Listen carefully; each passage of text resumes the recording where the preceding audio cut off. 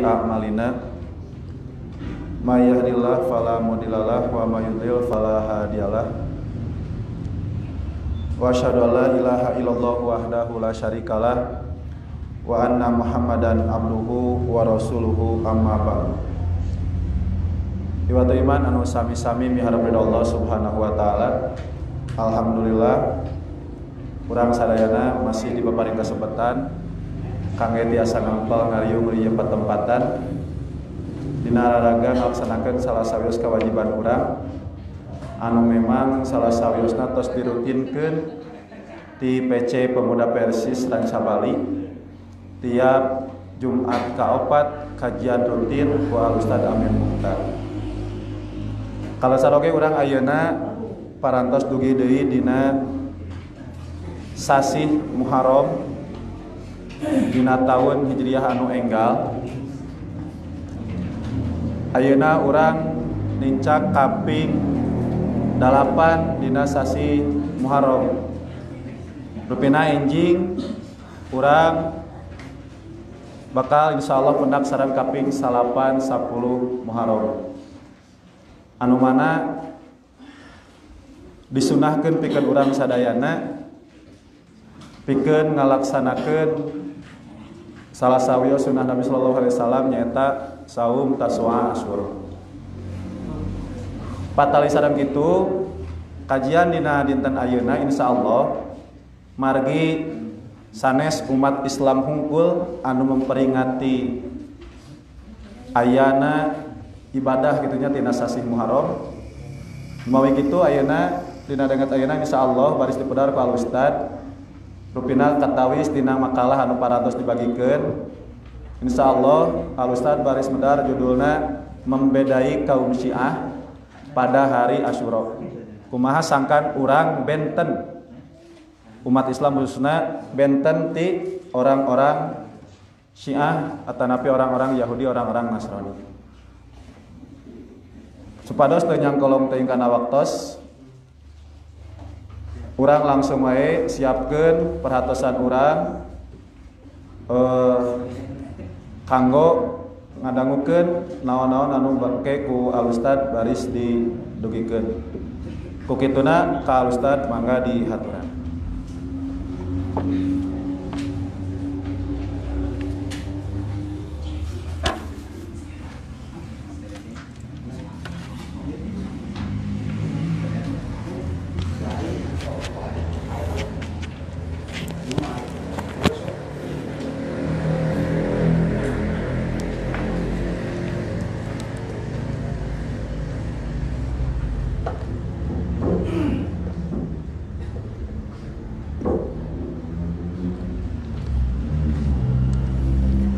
Alhamdulillahilladzi faddalana ala katsirin min ibadihil mu'minin wa asyhadu an la ilaha illallah wahdahu la syarikalah wa asyhadu anna muhammadar rasulullah alladzi la nabiyya ba'dah amma ba'd. Faqala Allah ta'ala fil Qur'anil Karim a'udzu billahi minasy syaithanir rajim afa hukmal jahiliyah yabghun al-ayah wa qala Rasulullah sallallahu alaihi wasallam in aishna khalaqnahum al-hadis. Hadirin ikhwatu iman, bapak-bapak dan ibu-ibu serta generasi baru para mujahid ilmu di lingkungan pimpinan cabang Persatuan Islam Ranca Bali dan Otonom, terutama kepada para sesepuh yang tetap setia memberikan dorongan dan motivasi bagi generasi baru untuk tetap istiqomah melangkah di jalan dakwah dalam koridor Jamiah Persatuan Islam.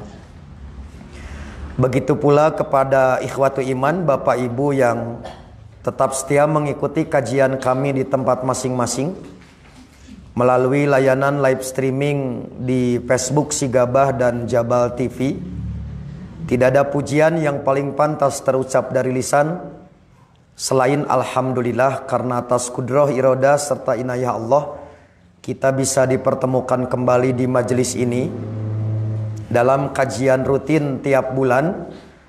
Dan di tiap bulan ketiga, seperti yang telah diprogram, yang biasa kita kajian ba'da maghrib dan tempatnya di Citalahap, untuk per triwulan kajian di Masjid At-Tasamuh di jam yang keempat. Untuk mengawali kajian ini, maka beberapa catatan seperti yang tadi disampaikan oleh penata acara, yaitu membedai kaum Syiah pada hari Asyura, selain membedai kaum kafir yang telah dibahas di beberapa tempat. Untuk membedai kaum Yahudi telah kami bahas kemarin pagi di pesantren Ibnu Hajar, dan tayangannya bisa ditonton kembali. Kemudian membedai Nasrani semalam sudah dibahas di keluarga besar Persis Cicadas. Itu juga bisa dilihat tayangannya di Facebook Sigabah. Dan untuk kajian kita akan membahas membedai kaum jahiliyah yang memiliki sifat perilaku dengan kaum Syiah pada hari Asyura. Nah, sebagai bahasan yang pertama, pembahasan tentang ibadah di bulan Muharram, saum khususnya. Kita tidak akan membahas ketentuan saum, karena bagi saya itu sudah banyak dibahas. Kecuali nanti ada beberapa hal yang dianggap kurang jelas, itu bisa ditanyakan dalam sesi dialog.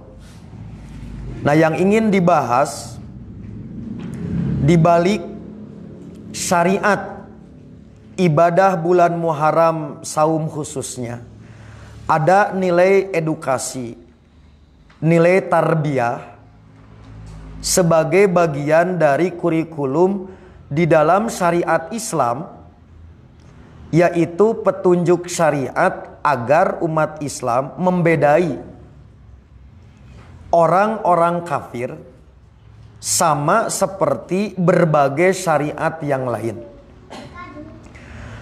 Di antara tujuan utama syariat mendidik kita agar umat Islam mempunyai syiar identitas dan kepribadian tersendiri.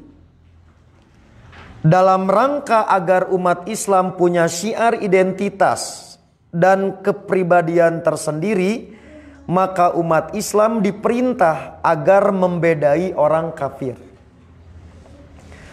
Dari sekian banyak petunjuk Quran dan Sunnah, saya ambil beberapa contoh di makalah. Maqasidus syariahnya adalah membedai orang kafir. Misalnya urusan kiblat. Kita tahu Bapak Ibu, Nabi mendapat syariat sholat itu di tahun 10 periode Mekah, atau 3 tahun sebelum hijrah, dengan peristiwa Mi'raj. Maka sejak itu Nabi dan para sahabat diperintah sholat menghadap Baitul Maqdis. Kurang lebih 16 sampai 17 bulan Nabi sholat menghadap Baitul Maqdis. Maka selama itu ada 3 golongan yang berkiblat sama, yaitu Yahudi, Nasrani, dan Muslim. Sama-sama berkiblat ke Baitul Maqdis. Maka Nabi merasa tidak nyaman, sampai qad nara taqalluba wajhika ila sama.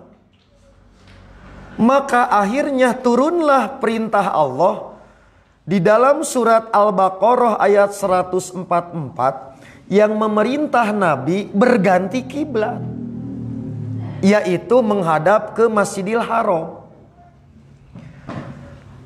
Ini 16 sampai 17 bulan ngiblatna ke Baitul Maqdis bareng jeung orang kafir. Setelah turun perintah dengan surat Al-Baqarah ayat 144, maka datanglah kaum Yahudi dan Nasrani Najran melobi Nabi agar tetap kembali berkiblat ke Baitul Maqdis. Maka turunlah jawaban untuk menjawab permintaan mereka, surat Al-Baqarah ayat 120. Lihat Bapak Ibu. Jadi berkiblat ke Ka'bah bukan semata-mata syarat sah sholat. Tetapi di balik syariat menghadap kiblat adalah kita diperintah membedai orang kafir. Jadi jangan sampai ari sholatna yang harap ke kiblat ka Ka'bah, ari pola pikirna Yahudi kene, ari perilaku Nasrani, itu tidak sampai kepada maqasidus syariah, yaitu bukan sekedar syarat sah sholat, tetapi ada nilai pendidikan agar umat Islam itu punya identitas dan kepribadian yang berbeda dengan orang kafir. Itu contoh pertama. Contoh yang kedua, panggilan untuk sholat. Begitu Nabi tiba ke Madinah, maka yang saya cantumkan di makalah, ada yang mengusulkan bagaimana kalau menggunakan lonceng, seperti yang dilakukan oleh orang Nasrani memanggil jemaatnya. Ada yang mengusulkan keterompet, seperti yang digunakan oleh kaum Yahudi memanggil umatnya. Lain hartina lonceng gore. Bukan berarti terompet tidak jitu. Ku Nabi ditolak. Sebab itu adalah media ibadah kaum kafir. Maka akhirnya turunlah wahyu melalui hidayatut taufik ngimpinya sahabat, yaitu Abdullah bin Zaid bin Abi Robi. Maka dikumandangkanlah adzan oleh Bilal. Maka adzan bukan sekedar i'lamu bidukhuli waktu sholat, bukan sekedar memberitahu masuk waktu sholat, tapi ada media pembeda dengan orang kafir. Itu dalam urusan media memanggil ibadah sholat. Contoh lain, ibadah kurban dan manasik haji. Kenapa waktu kurbani dianjurkan makan, bukan urusan beki tebeki. Ada abdi mah teresep cenah domba. Karena untuk membedai orang jahiliyah. Sebab orang jahiliyah ketika dia kurban, maka haram memakan kurbannya. Dianjurkanlah dalam surat Al-Hajj ayat 36-37. Kulu wa'atimu. Itu bukan sekedar mencicipi seketul dua ketul, seganting dua ganting. Ada syiar identitas, membedai orang-orang jahiliyah. Kemudian yang keempat, yaitu mewarnai rambut. Lain urusan gengsi era huisan. Damal bisa dilawan al-huisu mah bu. Tapi pada saat kebiasaan orang kafir, huisna berbangga dengan huis. Maka umat Islam diperintah untuk membedai Yahudi. Ketika huis menjadi identitas orang Yahudi dan Nasrani, maka Nabi memerintah kepada sahabat semir. Tapi semirna tong kudu hideung peke warna naon. Bukan semata-mata disemirna, tapi agar berbeda dengan identitas kaum kafir. Tinggal bu urusan rambut wae aya syiar. Maka di dalam sabdanya, innal yahuda wan nasoro layasbughun pakholipuhum. Sesungguhnya orang-orang Yahudi dan Nasrani tidak menyemir uban mereka, maka selisihi mereka. Dalam riwayat Ibnu Hibban dengan kalimat ghairu asyaiba, rubahlah uban. Wala tashabbahu bil yahud wan nasoro, dan janganlah kalian menyerupai Yahudi dan Nasrani. Maka disyariatkan merubah warna uban dengan warna apapun, tapi hindari warna merah, bisi penipuan. Disangka ngorak kene. Ini seperti yang disampaikan di dalam hadis antara lain oleh Jabir bin Abdullah. Jabir bin Abdullah menerangkan, yaitu utia bi Abi Kuhafah yauma Fatih Makkah. Pada hari penaklukan Mekah tahun 8 Hijriah, Abu Kuhafah dibawa ke hadapan Rasulullah. Waroksuhu walihiyatuhu kasagamah bayada, dengan rambut dan janggutnya yang memutih seperti pohon sagoma, yaitu pohon yang daun dan buahnya putih. Faqala Rasulullah sallallahu alaihi wasallam, maka Rasul bersabda, ghairu hadza bi syai'in wajtanibu as-sawada. Ubahlah uban ini dengan sesuatu, tapi hindarilah warna hitam. Lihat Bapak Ibu, jadi sanes bab nyemirna, bukan urusan mewarnainya, nilai syariatnya membedai orang kafir.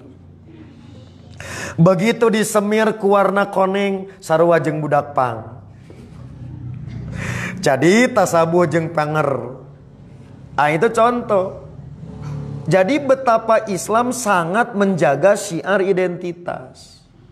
Terakhir, karena sudah jam 6 nih, yaitu memelihara janggut. Memelihara janggut dan menipiskan kumis bukan tujuan, tapi tujuannya sebagai pembeda bagi orang kafir, khususnya trendsetternya adalah kaum Majusi, kaum Zoroaster penyembah api. Maka Nabi bersabda, khaliful musyrikin, selisihilah orang-orang musyrik. Akhfu asyawariba wa aufu aliha, potong pendeklah kumis, biarkanlah janggut. Maka hadis ini memerintah untuk memelihara janggut, menipiskan kumis. Tujuannya supaya tidak tasabuh dengan orang musyrik. Nah, ini diantara contoh. Jadi umat Islam diajarkan agar punya syiar identitas dan kepribadian sendiri. Maka dibuat syariat-syariat ini. Selain tadi ada pelaksanaan syariat, ada nilai edukasi. Jadi jangan sampai nanti syariat ini kita jalankan, tapi tujuan pembedanya ternyata di kita cara dan berpikir perilaku kafir aya kene. Berarti belum sampai kepada maqasidus syariahnya. Nah, itulah yang saya sebut anjuran syariat membedai orang kafir secara umum.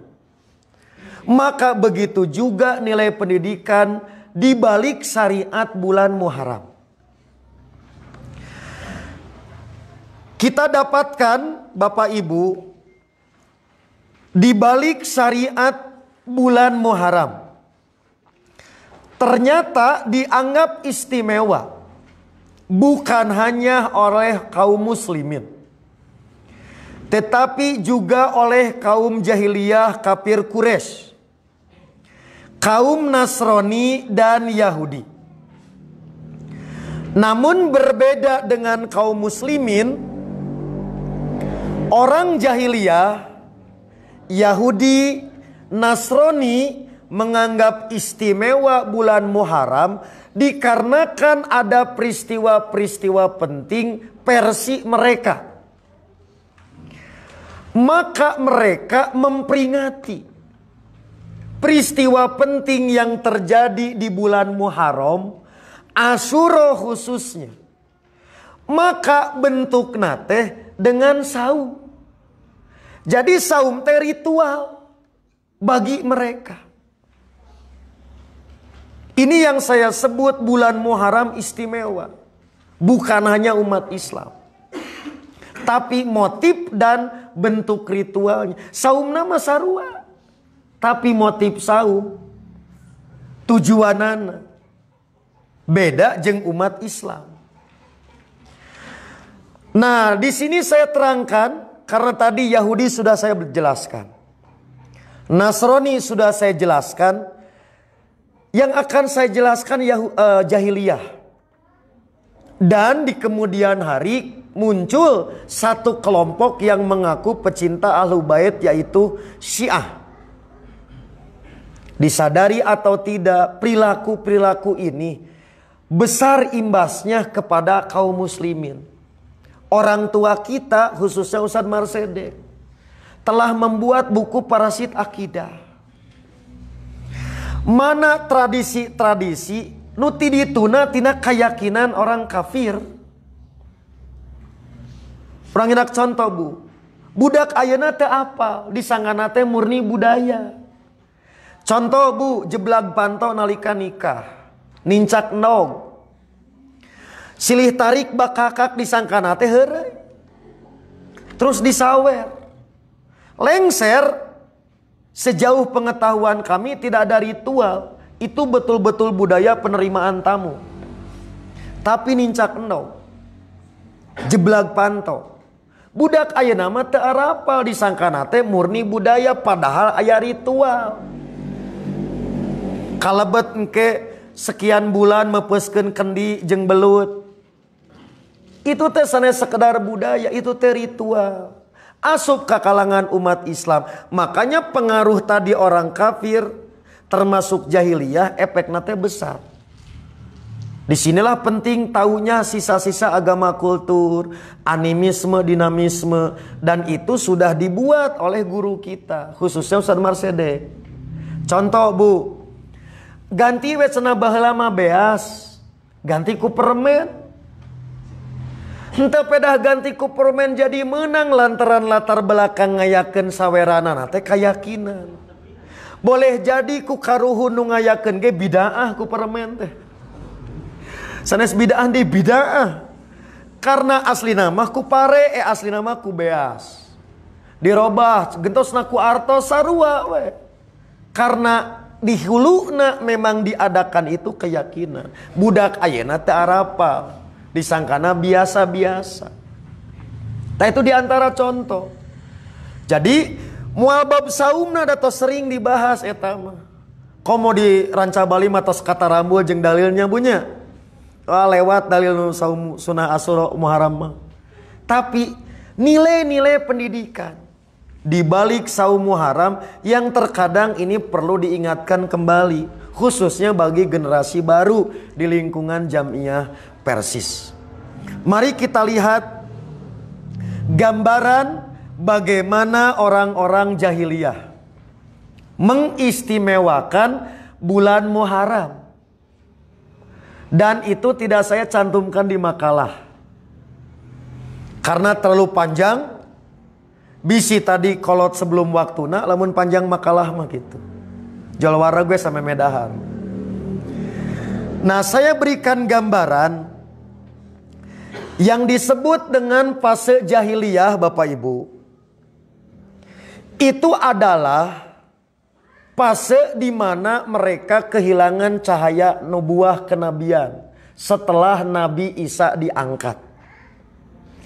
Dari sisi generasi periode namanya masa patroh.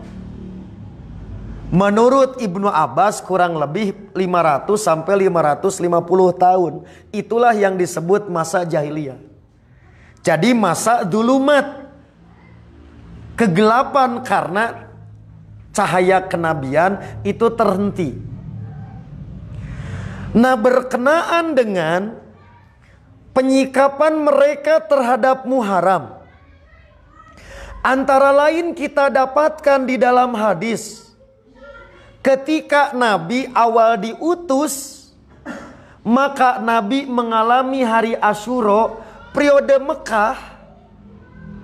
masa jahiliyah sebelumnya ternyata mereka bersikap seperti yang diutarakan oleh Aisyah. Aisyah mengatakan dalam hadis riwayat Bukhari, "Kana yaumu Asyura tasumuhu Quraisyun fil jahiliyah." Mewah hari Asyura, maka mereka melaksanakan saum Asyura. Berdasarkan penjelasan yang didapat, bagaimana mereka melaksanakan itu dan kenapa? Ternyata para ulama, di antaranya Imam Al-Aini, memberikan catatan kenapa mereka mengagungkan Asyura. Sebab tanggal 10 ini orang-orang jahiliyah itu mengagungkan Ka'bah. Yang kita sebut tanggal 10 Muharram itu Ka'bah dicuci, kiswahna diganti. Maka penghormatan terhadap simbol-simbol jahiliyahnya sambil dibersihan Ka'bah teh, maka orang jahiliyahna saum. Jadi lamun bahasa orang apikna kana alat ritual, mereka leuwih apik. Urang mah masih tara dikumbah kabeh. Paling lantaina ieu mah Ka'bah dikumbah sakabehanana. Kiswana penutupna dikalaundrikeun. Nah, maka tanggal itu adalah tanggal-tanggal keramat bagi orang jahiliyah. Maka setahun sekali Ka'bah dikumbah. Engke diurang imas karena keris, karena kereta kencana gitu. Simbol-simbol tertentu harus disucikan. Jadi jangan dianggap sederhana. Dilihat dari tadi latar belakang, ternyata jauh sebelum Islam sudah ada pihak-pihak lain yang punya keyakinan di tanggal 10. Maka pada saat Nabi mulai masuk bertemu masa Bi'sah, kurang lebih 11 kali bertemu dengan bulan Muharram di Mekah. Maka masih ada orang jahiliyah yang belum masuk Islam di Mekah saum kan. Berarti saat Nabi dan sahabat mengamalkan saum Asyura, periode Mekah babarengan jeung kaum kafir jahiliyah. Itulah diantara contoh bahwa selain umat Islam, ternyata ada kaum lain yang sama-sama saum tanggal 10. Tetapi beda motif. 2. Kemudian Nabi mendapat perintah untuk hijrah ke Madinah. Karena Nabi hijrah ke Madinah bulan Rabiul Awal, Bapak Ibu, berarti tahun satunya tos kalewat dah di perjalanan. Maka di tahun kedua, ketika di Madinah Nabi mendapati orang Yahudi, orang Nasrani saum. Jadi di Mekah saumna teh bareng jeung orang jahiliyah. Di Madinah saum Asyura bareng jeung kafir Yahudi Nasrani. Maka sampai akhir hayat, yaitu bulan Muharram tahun 11, sahabat merasa tak nyaman saum babarengan jeung orang kafir. Bahasa orang ranca Bali marisi. Maka mengusulkanlah kepada Nabi agar dibuat pembeda. Maka akhirnya Nabi memproklamasikan, yaitu fa idza kana amul mukbil, lamun seug tahun hareup ka alaman keneh, lamun seug urang ngalaman Muharram tahun hareup, sekiranya tahun depan masih mengalami Muharram, insya Allah sumna al-yauma tasi', insya Allah akan saum jeung tanggal 8. Dalam redaksi lain, Bapak Ibu, la in baqaitu ila qabilin la asumana atasi. Jika aku masih hidup sampai tahun depan, niscaya aku akan saum tanggal 9-nya. Yang paling tegas dalam riwayat lain, yaitu in ishna, jika aku hidup, kholapnahum, kita akan membedai mereka, wasumna al yaumatasi, dan kita akan saum tanggal 9-nya.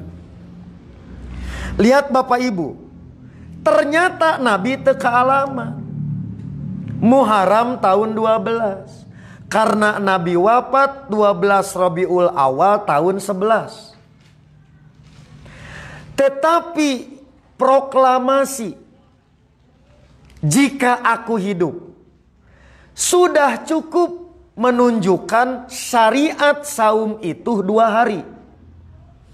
Secara sabda namina bayan kauli, secara konten namina sunnah azmah, sunnah hamiyah, sunnah cita-cita. Maka sejak saat itu para sahabat memelihara sunnah ini dan mengajarkan.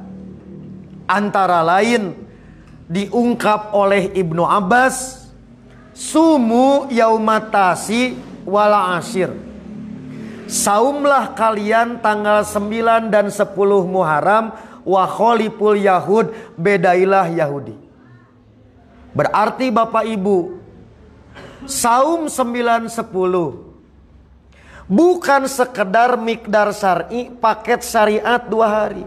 Tapi lebih jauh dari itu ada nilai pendidikan, yaitu bagi umat Islam agar membedai perilaku orang kafir. Mata tong aya patarosan, usad kumaha lamun abdi saumna ngan sahari sarua jeung kafir. Sidik asalna teh hiji, dijieun 2. Untuk apa? Membedai orang kafir. Ayeuna ku urang hiji deui, bade tanggal 8-na, bade tanggal 10-na. Jadi tidak ada nilai pendidikan untuk mukhalafah Yahudi, mukhalafah kafir. Nah itu Bapak Ibu yang ingin saya tekankan. Jadi bukan sekedar syariat saumna, tetapi ada nilai. Makanya bagi kita lebar Bu, ada saum sunat. Tah saum sunat mah hukum syar'ina, tapi maqasidus syariahnya ternyata ada nilai yang begitu besar. Jadi lamun teh saum teh menang pahala sanes. Ada identitas yang harus kita tegakkan di balik syariat saum 9-10 Muharram. Itulah Bapak Ibu sebagai gambaran yang ingin saya tegaskan, bahwa ibadah saum sama dengan syariat-syariat yang lain, yaitu membentuk syiar identitas, juga memupuk agar umat Islam punya identitas tersendiri. Apakah selesai? Tidak. Ternyata ujug-ujug di kemudian hari jahiliyahna geus eueuh, Islamnya sudah merdeka, Islam mengalami perkembangan, tapi tiba-tiba di komunitas yang mengaku Muslim memiliki ritual yang berbeda dengan yang diajarkan oleh Nabi di hari Asyura atau bulan Muharram. Itulah mereka yang mengklaim mengaku sebagai pengikut Ahlu Bait, berpaham Isna Asyariyah alias Imamiyah alias Ja'fariyah. Di Indonesia menggunakan bahasa pengikut pecinta Ahlu Bait. Maka mereka punya cara tersendiri di dalam menyikapi bulan Muharram, Asyura khususnya, dengan keyakinan dan ritual yang berbeda. Bagi kita 9-10 adalah perintah syariat. Ada maqasidus syariah membedai orang kafir. Mereka justru menjadikan hari Asyura, bulan Muharram, sebagai bulan duka cita. bulan berkabung. Maka pada hari inilah mereka memperingati kematian Husain dengan melakukan perbuatan-perbuatan yang kembali ada pada orang-orang jahiliyah. Seperti berkumpul, menangis, meratapi kematian Husain, membentuk kelompok-kelompok untuk berkeliling di jalan, di pasar sambil memukul badan. Ada yang sampai dengan rantai besi, melukai kepala, melukai badan dengan mengikat tangan. Tingali Bapak Ibu, jahiliyah natos daya.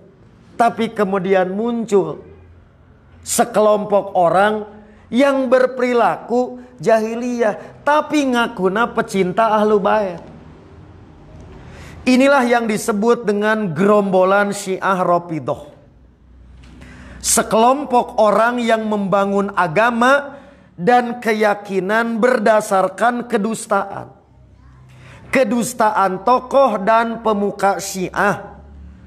Orang-orang yang berakidah sesat. Tentu saja Bapak Ibu, dari perilaku mereka yang kontras, umat Islam kudu kieu, umat Islam dilarang sama, iya kalakah nyaruaan gitu, nyarupaan, malah tasabuh.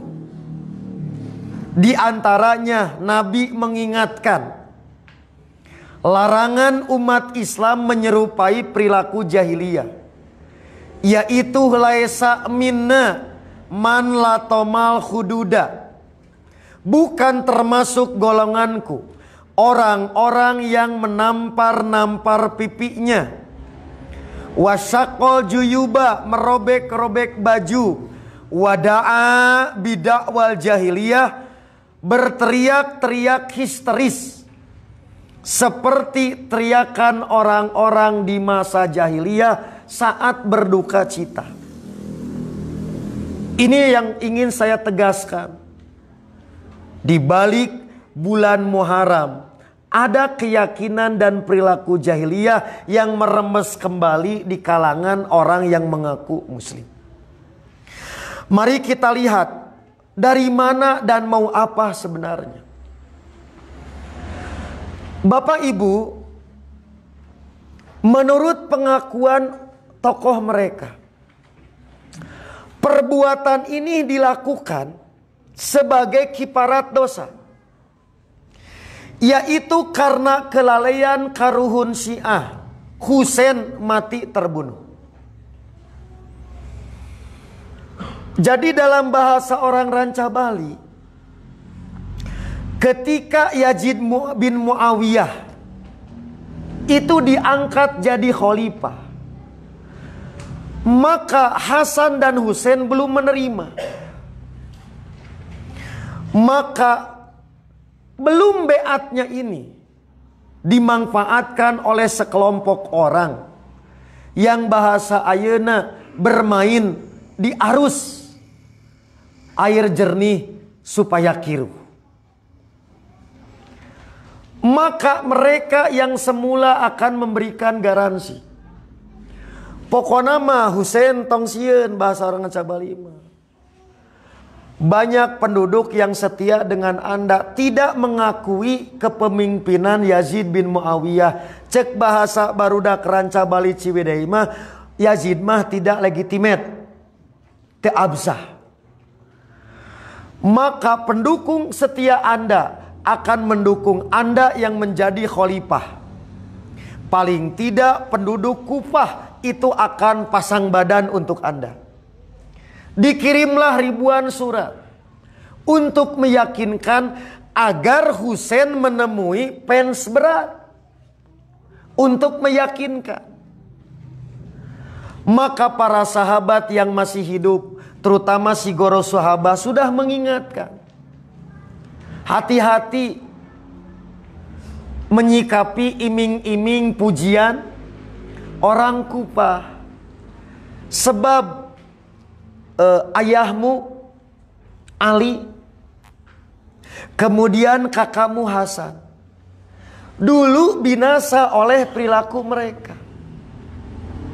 Jadi warning dari para sahabat sudah ada akan kelakuan orang-orang Syiah Kufah. Maka disinilah Bapak Ibu, kematian Husain, Asyura bukanlah tujuan, tetapi menjadi alat promo ajaran Syiah untuk kembali ke panggung kaum muslimin setelah kalah suksesi di Sakifah Bani Sa'idah. Maka Imam Ibnu Taimiyah di mana asalna ku Nabi geus dibersihan pola pikir, akidah, talajak. Mahwa talajak, generasi milenial apa talajak? Itu bahasa Perancis tuh. Kalakuan. Tiba heula sisa-sisa dibersihan. Periode Mekah, saum nawae, padahal saum beda-beda motifna, ulah kajian beda. Sarua jeung Yahudi, sarua jeung Nasrani, ulah dirobah. Ujug-ujug aya jelema nu ngaku umat Islam pencinta keluarga Nabi kembali melakukan yang dulu dibersihan. Maka ternyata Bapak Ibu, peristiwa Asyura-nya itu bukan tujuan, tapi momen yang saya sebut pucuk dicinta ulam tiba tak ada akar rampun jabi. Lantaran erek tadi manggung moal bisa kajaba kudu aya kajadian nu heboh. Bahasa barudak ayeuna mah kudu aya peristiwa yang fenomenal. Maka disitulah momen menemukan untuk promosi kembali ke panggung. Salah satu di antara pelopornya yang menghidupkan kembali semangat kebangkitan Syiah melalui kematian Husain dalam peristiwa Karbala, yaitu Al-Mukhtar bin Abi Ubaid Al-Kadzab, yaitu tokoh Syiah lokal yang kita sebut tokoh Syiah Kufah. Jadi perayaan Asyura Syiah Bapak Ibu asalna teh lokal, populer keneh pasir kemir mendunia. Sanu apal Kufah atau asalnya. Tapi kemudian kenapa acara-acara demikian menjadi global? Kulantaran Jabal TV ngibing. Ritualna teh lokal. Kenapa menjadi dunia? Lantaran aya promotor. Maka disinilah hubungan pemalsuan atas nama Ahlu Bait Nabi menjadi penting sebagai bumbu agar masyarakat awam tertarik dan menjadi populer. Jadi tinggal Ibu, media promona membangkitkan semangat kecintaan, ada tragedi yang menyayat hati peristiwa Husain. Jadi melahirkan empati. Yang kedua, supaya simpati, dibuatlah ajaran-ajaran yang mengatasnamakan Ahlu Bait yang nanti saya bacakan kurang lebih 458 hadis rekaan. Pentingnya memperingati Asyura versi Syiah. Sahadis orang bedah sajam. Jadi ngajina 458 jam. Were hadis Syiah. Nah di sisi lain kata Ibnu Taimiyah, sangat disayangkan ada kelompok lawan politik dari kaum Nasibah Khawarij yang menjadikan kematian Husain sebagai momen sukacita gembira. Nu itu sedih berlebihan, nu iya kalepro.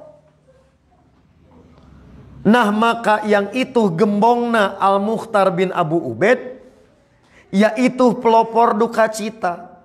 Sementara pelopor sukacita bergembira ria tiap tanggal 10 kalau numpeng, yaitu Yusuf bin Hajjaj As-Saqafi, tokoh Khawarij. Lihat Bapak Ibu, jadi semuanya kepentingan politik. Rek manggung teboga modal. Maka ada momen yang dimanfaatkan, yaitu tanggal 10 peristiwa Karbala. Yang satu bid'ah sedih, yang satu bid'ah tertawa. Seri wae bisa bid'ah, cerik bisa bid'ah, seserian bisa bid'ah. Matak lamun ibu seserian tarosela menyerupai saha serina, bisi calawakna gede teuing.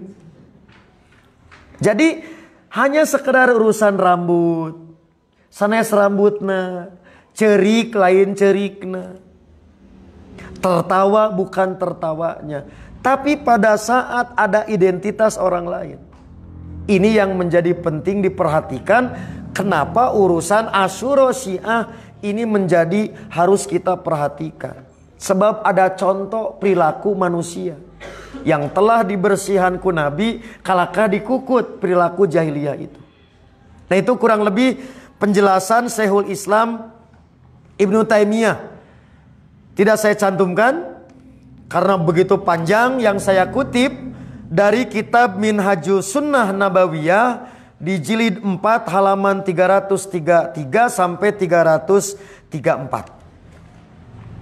Kemudian di beberapa daerah tertentu, tinggali Bapak Ibu, sapinter-pinterna nutup bau. Toh Allah punya cara mengungkap. Ketika acara berkabung, di antara rangkaiannya tokoh-tokoh Syiah berkhutbah. Si khutbah nate mengecam Abu Bakar jeung Umar. Naon hubunganna Abu Bakar jeung Umar lamun rek memperingati kematian Husain? Kapan saat Husain terbunuh tos teu aya Abu Bakar jeung Umarna, tapi mengapa dina peringatan teh justru mengecam Abu Bakar jeung Umar? Disitulah kenapa saya katakan ini ada propaganda. Berarti kematian Husain itu bukanlah tujuan. Bahasa barudak ranca Bali hanyalah sasaran antara, bukan sasaran utama. Karena intinya justru akan menghilangkan, menyudutkan, merendahkan para sahabat. Tak terkecuali nanti kasus Karbala. Kapan urek dituju nama Muawiyahna? Maka seakan-akan ini dilakukan oleh Ahlus Sunnah. Yang kita sebut matinya Husain konspirasi Ahlus Sunnah. Sebab waktu itu khalifah yang berkuasa Yazid, seakan-akan Yazid membiarkan perilaku pembunuhan cucu terkasih Nabi. Nurek ditembakna lain Yazid, Muawiyahna. Inilah yang motif terselubung cara berpikir kelakuan jahiliyah. Matak bahasa sepuh ranca Bali mah tongsok neangan pucuk dari girang.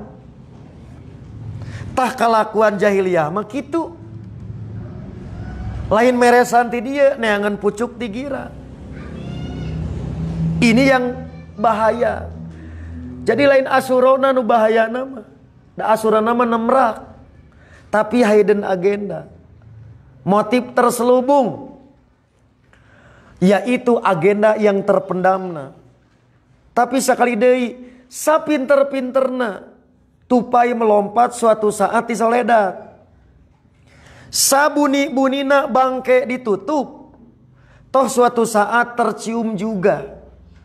Maka tampillah para ulama Ahlus Sunnah, termasuk para orang tua Persis, yang dapat mengendus mau kemana tujuan mereka mengadakan Asyura. Maka kematian Husain hanyalah batu loncatan. Dan ini semakin terkuat setelah mereka membubui kematian itu dengan ragam ritual, yaitu ajaran menangis, ajaran ziarah, termasuk memindahkan kiblat dari Ka'bah ke Karbala. Sambil contoh, beberapa dalil yang dimanipulasi supaya langkung syahdu, supaya langkung husu dina muharaman. Maka dari 458 sekitar 235 atau 238 itu hadis-hadis yang berisi menangisi kepergian Husain, keutamaan ziarah ke Karbala. Ini contohnya, Bu. Di dalam kitab Syiah, judulnya Asy-Syiah wa Tashih, disebutkan satu dalil yang konon merujuk kepada silsilah turunan Nabi, yaitu Imam Syiah Ahlul Bait. Di antara dalilnya, inna man baka ala Husain, barang siapa yang menangisi kematian Husain, au tabaka, atau dipaksa menangis-nangis sanajan teka luar cai panon. Ku cai kieu we Bu tadi kitukeun tah. Lantaran tadi rek cerik hese paksakeun ceuri. Sebab menangis di hari Asyura ini di tempat masing-masing, bukan nangis di kuburannya. Itu ghafarallahu lahu ma taqaddama min danbihi wa ma ta'akhkhara. Ku cerik wae diampuni dosa. 1 tahun yang lalu, 1 tahun yang akan datang. Coba tinggali saum Asyura mah ngan 1 tahun yang lalu, ku cerik mah 2 tahun. Hade keneh ceuri daripada saum. Ini kenapa orang Syiah tidak tertarik saum? Tertarik keneh ceuri. Sebab bagi mereka cerikna teh ritual, lain sekedar kesedihan batin. Maka ganjarannya dosa diampuni 2 tahun. Coba Bu, sanu teu kabita atuh. 2. Kulul jaza wal buka makruhun. Setiap kesedihan dan tangisan adalah tercela. Illa jaza wal buka liqatil Husain, kecuali kesedihan dan tangisan karena menangisi terbunuhnya Husain. Teu meunang cek orang Syiah teh. Cerik dina musibah. Ibu leungit motor teu meunang cerik, tercela. Bapak cerik leungit beas teu meunang. Tapi menangisi kematian Husain bukan tercela, bahkan diganjar. Di antara ganjarannya Bapak Ibu, dibuatlah beberapa paket yang tadi nangis di tempat masing-masing atau nangis bukan di kuburan Husain. Maka dibuatlah riwayat-riwayat tentang keutamaan menangis di kuburan Husain dan keutamaan ziarah makam Husain ke tanah Karbala. Di antaranya, inna ziyarata qabril Husain ta'dilu isrina hajatan. Sesungguhnya menziarahi kubur Husain tanpa bari menangis, itu paket ziarah wungkul, itu ganjarannya sebanding dengan 20 kali haji. Ibu masa kali haji lamun eta ge makbul, laisa lahu ilal jannah, kan sakitu ganjaran tiba heula oge. Ieu mah berkunjung teu wake nangis. Hanya berziarah saja ganjarannya sebanding dengan 20 kali haji. Wa afdalu min isrina umrotan wa hajatan, dan lebih mulia daripada 20 kali umroh jeung haji. Cok Bu. Jadi cantang tuh orang ikut Asyuraan karena dia Syiah. Tapi orang yang bodoh terhadap agama, sedang mengalami kekeringan batin, spiritualnya gersang, dia ingin mendapatkan sesuatu yang instan cespleng tapi gede ganjaranan. Pagaweana enteng, riweudna dahsyat bonusna. Maka dibuatlah hadis-hadis yang menina boboka. Apa Bu? Promo Karbala. Paket travel Ranca Bali Karbala. Siap kan? Hebat, belum seberapa. Ada yang lebih dahsyat, yaitu ia berkunjung ke kuburan Husainnya. Yang kedua, selama berziarah terus-menerus menangis. Maka hadis dibuat oleh Imam Syiah untuk menarik perhatian orang-orang menuju Karbala, yaitu Manzarul Husain, paket ziarah kuburnya khusus di Yauma Asyura, hatta yadilla indahu baqiyan, sampai dia terus menerus menangis di sisi kuburnya. Laqiyallaha azza wa jalla yaumal qiyamah, dia akan bertemu dengan Allah pada hari kiamat. Bisawabi alfai alpati hajatin, dengan membawa ganjaran sebanding dengan 2 juta kali haji. Lewat Pak ibadah haji mah. Siapkan pemuda, paket ziarah Asyura ke Karbala, super bonus. Wa alfai alpi umrotin, 2 juta umroh. Wa alfai alpi gozwatin, 2 juta jihad fi sabilillah. Jadi ziarah ke makam Husain cerik tanggal 10. Pahalanya sebanding dengan 2 juta kali haji, 2 juta umroh, 2 juta jihad fi sabilillah. Inilah Bapak Ibu carana orang Syiah. Terakhir ada tambahan, yaitu bukan sekedar ziarah, bukan sekedar nangis, bukan sekedar tanggal 10, tapi saat ziarah nate kudu mengakui bahwa imamah hak Husain. Jadi begitu pas ziarah teh, dia sadar bahwa yang harus jadi khalifah setelah Ali bin Abi Thalib harusnya Husain. Maka sekiranya orang yang ziarah demikian, pahalanya lebih banyak daripada anu tadi gitu. Tuh Pak tingali, ujung-ujung nama rek ngajarkan ajaran Syiah.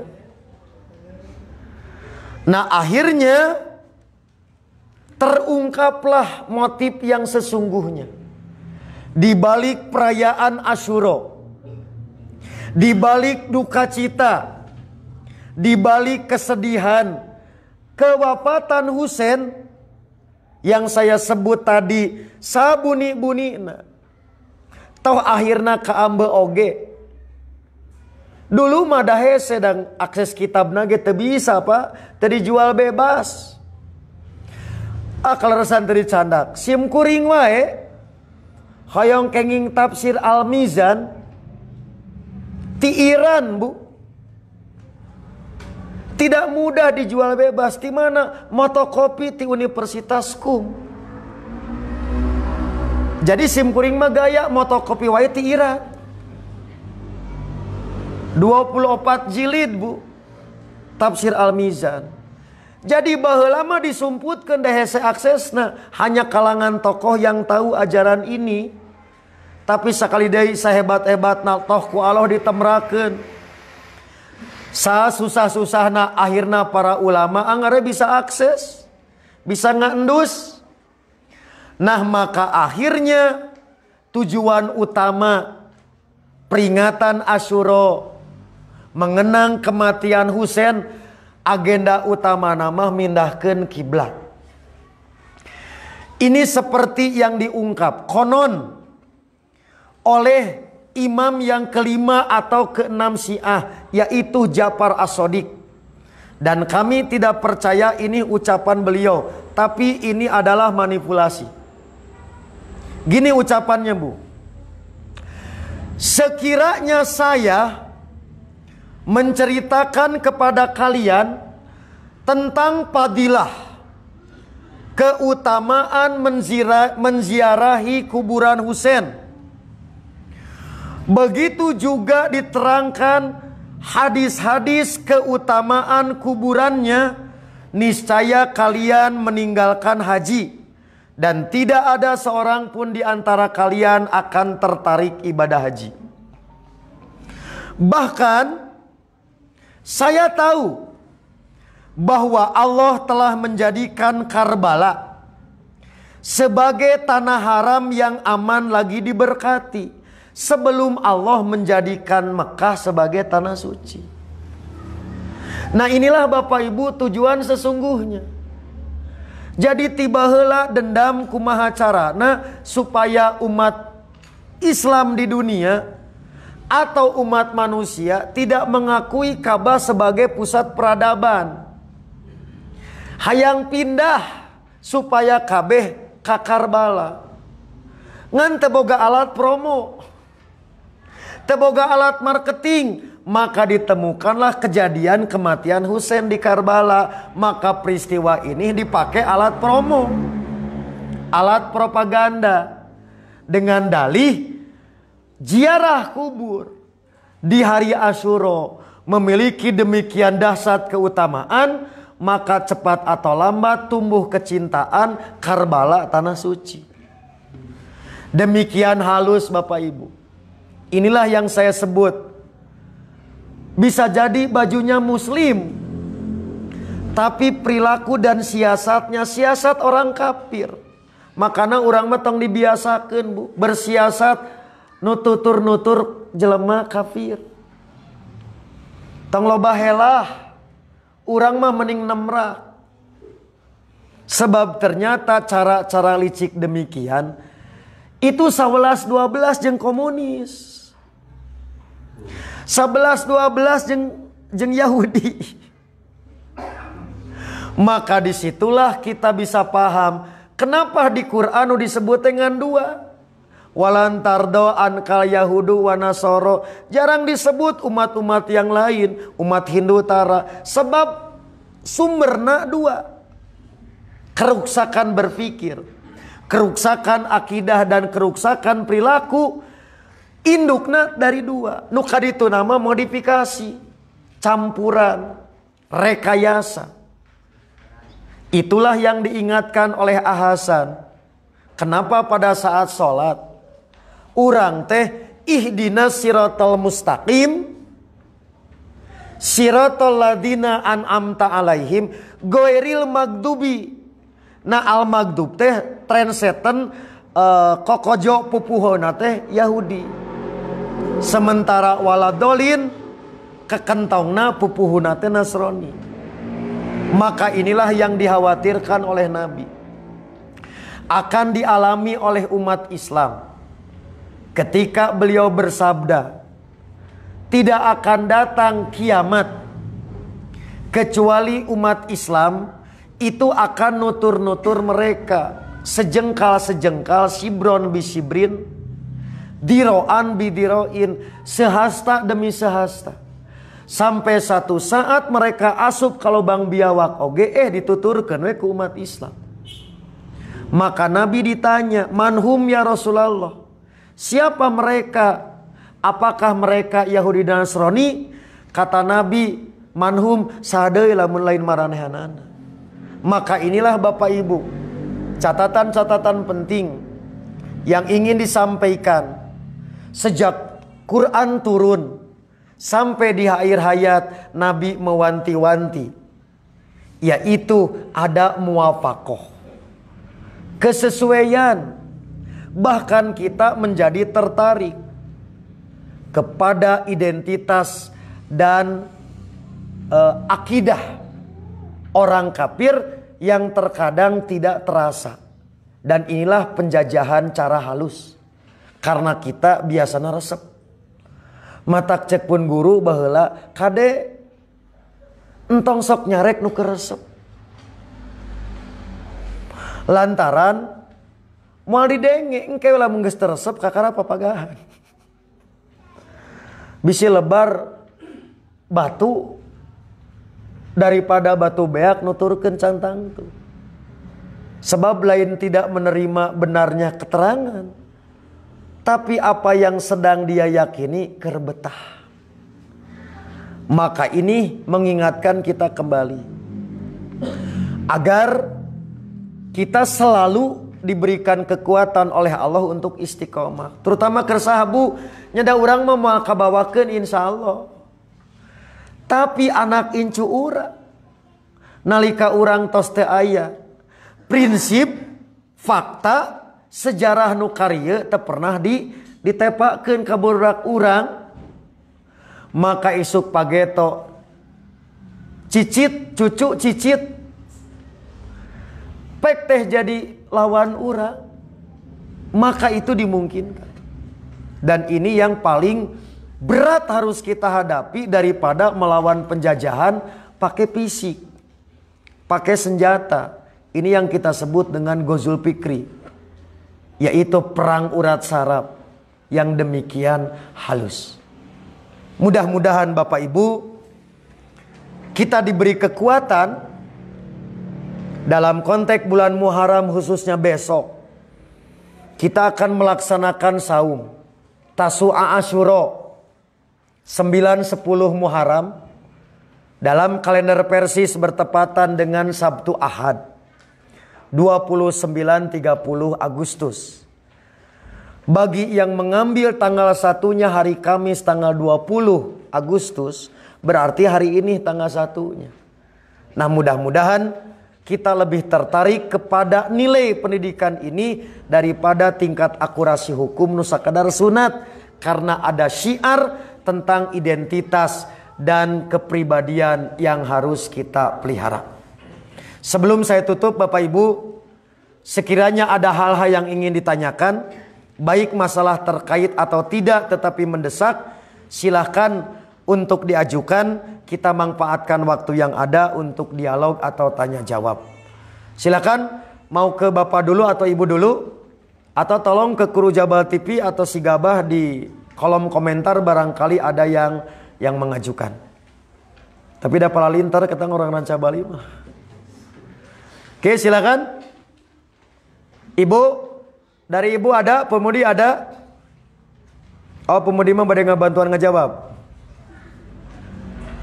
Cukup? Dari Bapak? Oke, silakan. Sayap kiri saya. Upami tiasa ka Majeng, margi lebat RCTI.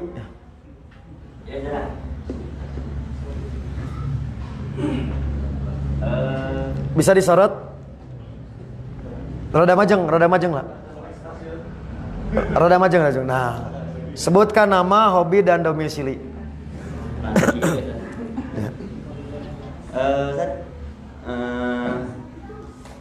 Menanggapi pembahasan anu kamari di PD, Ustaz ini menyebatkan malayudraku kuluhu walayudraku kuluhu. Contoh dikaitkan sarang depas nalika itikaf. Terus dina kaitan mastatotum nu kacan aku anak kamari, mastatotum teh tumibana teh dalil eta teh kana perkara anu wajib. Kedua hal eta nu ditarjum sim kuring perkawis anu sunnah sapatos dina jumlah sembelihan akekah sa. Kanggo bana teh mung hiji gitu. Kumaha? Oh, hiji ieu na domba. Nah, kalabat kaidah nu meh atanapi kalabat kana mastato tu nu. Iya. Eta. Ya. Ieu sami ya ke kana bab saum. Tinggal kapungkur guru urang Ustaz Sodikin nyarios. Dina ibadah wajib aya sunat. Dina ibadah sunat aya wajib. Kapungkur mah teu kahartos. Siga kieu Bu, apakah karena sholat sunat kan bae teu nganggo Fatihah? Tak itu namanya syarat sah. Berarti teu sah kurban dengan satu domba untuk laki-laki. Ta eta mah namina hukum wadai. Sementara yang tadi Pak Tuminhu mastatotum itu namina hukum taklifi, yaitu berkenaan dengan kaifiat. Teu mampu berdiri sholat maka sambil duduk. Teu mampu sambil duduk sambil berbaring. Tapi miqdar syar'i itu syarat sah. 2 domba tidak ada istitoahnya. 2 hari saum Muharram tidak ada istitoahnya kudu 1 etamah karena syarat. 3 saum Syawal sunat kumaha lamun 5 terjadi dasyaratna genep. Nah maka istitoah tidak berlaku terhadap ketentuan yang namanya syartiyah, syarat. Maka dalam urusan itikaf, kenapa tidak cocok? Karena itikaf mah sunat, sementara istitoah dan mala yudroku kuluh justru karena wajib, tidak boleh ditinggalkan. Kitu cara nempatkeunana. Oke, jadi Ustaz cenah kenging teh salat sunat teu make Fatihah teu sah. Karena Fatihah itu rukun atau syarat. Boleh tidak sekarang sholat tenutup aurat da sunat? Tidak bisa karena itu syarat. Menang teu wudu tidak bisa padahal sunat. Nah itulah yang dimaksud. Nah dalilnya ida amartukum bi amrin fa'tu minhu mastata'tu. Jika aku perintah terhadap satu perbuatan maka lakukanlah menurut kemampuan. Eta dalilna yang namanya ukuran istitoah. Gitu. Cekap? Upami 2 domba jantan syarat, kan upami hiji jantan cocok syarat gitu. Tidak sah. Karena syarat itu adalah mayajtami'u fihi ruknu wa syartu, baru dikatakan sah sebuah perbuatan. Jadi teu sah. Sanes kenging ku hiji tapi teu sah. Kita bagian? Ya. Contoh sanes ya mumpung kaitan. Dicukur hari ke-7. Kumaha lamun hari ke-14? Gitu. Tidak sah. Sami siga mencitna urusan hari. Cukurna tanggal hari ke-7, mencitna hari ke-7. 2 domba na. Tapi poena umur 50. Tesa. Nah itu syarat jumlah nu ieu syarat waktu atanapi mikot zamani. Gitu. Ya. Cekap? Ya. Oh siap mengerti Kang Opik. Iya ya. Kita upami urang ngomongin tali pemengkat mampuna mung hiji bisa. Ya. Tidak ada. Jadi tidak ada akikah. Lamun mencit hiji eta mah sedekah biasa. Siga urang mencit tegado domba yang syukuran ku hayam. Tah, eta teh domba teh sami jeung hayam. Tengah bae. Makana ada 4 paket. 1 hukum akikah tidak wajib. Tapi jumlah domba na wajib. Sekiranya tak bisa, ada ketentuan lain yang tidak boleh ditinggalkan. 1, memberi nama yang baik. 2, mencukuri rambut. Kemudian sodakoh dengan setimbang rambut senilai emas. Nah jadi 1 ditinggalkan tidak berarti yang lain itu jadi hilang. Masih ada syariat yang berkenaan dengan kelahiran di luar dari urusan domba sekiranya tak mampu. Berarti etama syukuran biasa ku domba. Bagikeun nu etama. Nu etama bebas diasakan oge. Sami siga ku sanggo koneng etama numpeng. Nah karena bukan syarat akikah. Etama tasyakuran wiladah namanya. Boleh. Dan ulah jadi hoyong akikah.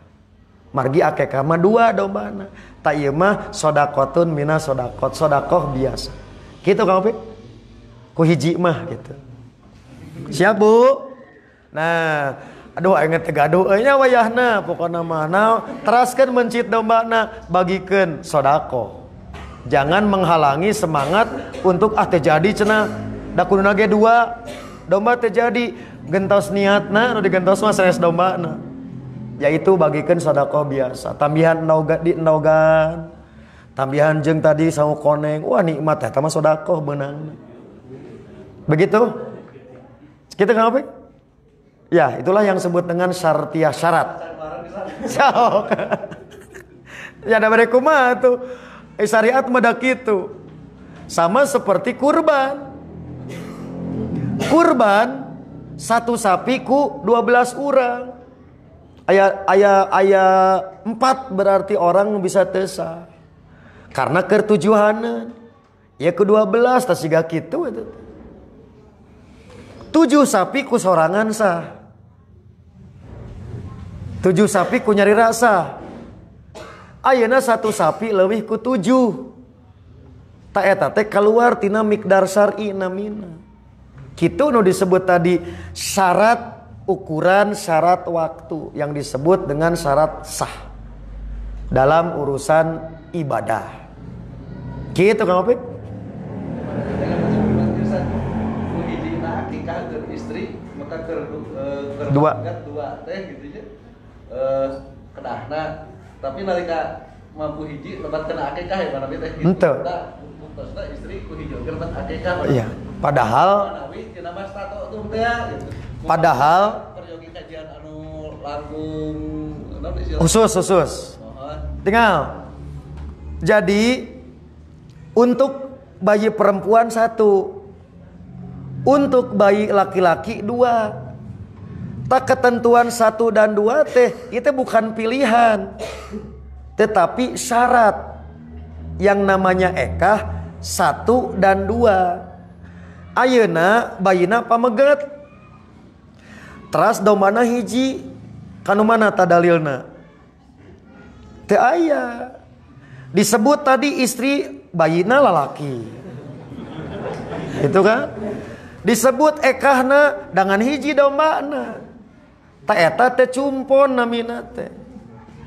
Oleh karena itulah maka kenapa satu ibadah disebut makbul harus memenuhi 2 unsur. 1 niat, lurus niat. 2 benar kaifiat. Nah dalam urusan pepencitan kaifiat nate cara mencitna, jumlah binatangna, aya nu disebut ukuran waktuna sami siga kurban. Makanya ekah, hadiyu dan udhiyah sami namina ibadah nusuk. Tidak ada istitoah, henteu mampu maka jeung henteu kitu dalilna mah. Siga kurban. Karena tadi kita tidak mampu untuk domba, apakah kita ganti? Tidak, terjadi. Maka adapun beli domba 1, jangan menghilangkan semangat untuk sodakohnya. Tetapi bukan akikah. Maka hanya berlaku nyukurana wungkul yang termasuk sunatul wilada. Gitu Kang Opik. Jadi tidak ada istitoah dalam urusan syartiyah dan miqdar syar'i gitu. Yang ada dalam af'al perbuatan kaifiat. Begitu. Masih ada? Cukup? Oh iya. Jadi ada pertanyaan masuk di kolom komentar.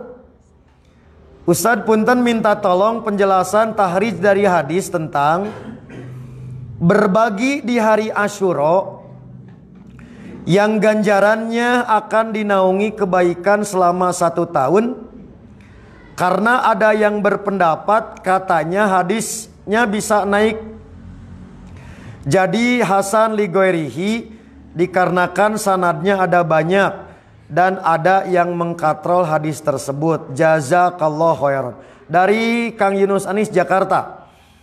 Gini Kang Yunus dan Bapak Ibu, sejauh pengetahuan kami, yang disebut dengan hadis dhaif bisa terangkat jadi hasan li ghairihi, itu sekiranya dhaifnya ringan. Contoh dhaif ringan itu yaitu rawi tersebut pernah lupa.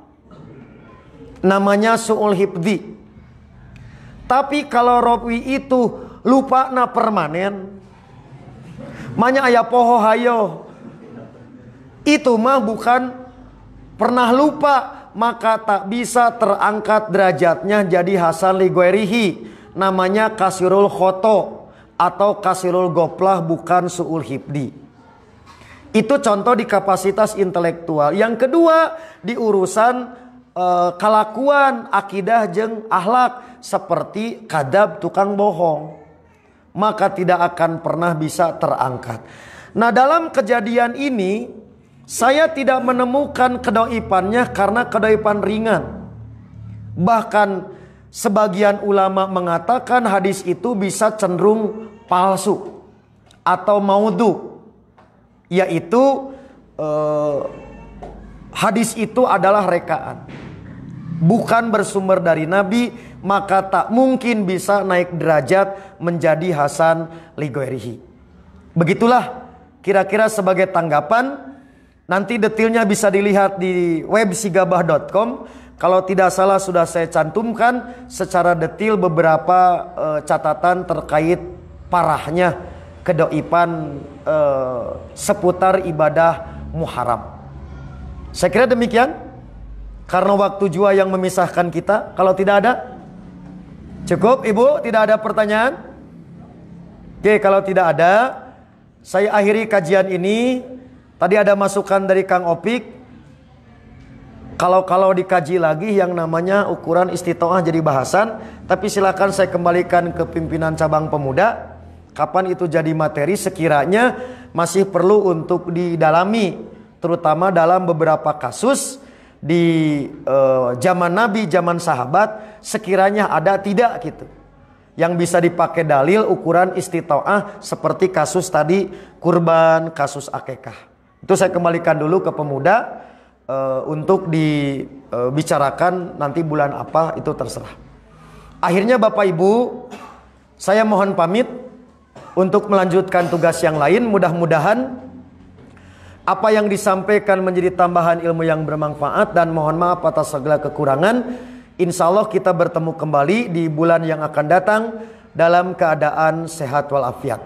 Aqulu qouli hadza wa astaghfirullah li wa lakum. Wassalamualaikum warahmatullahi wabarakatuh.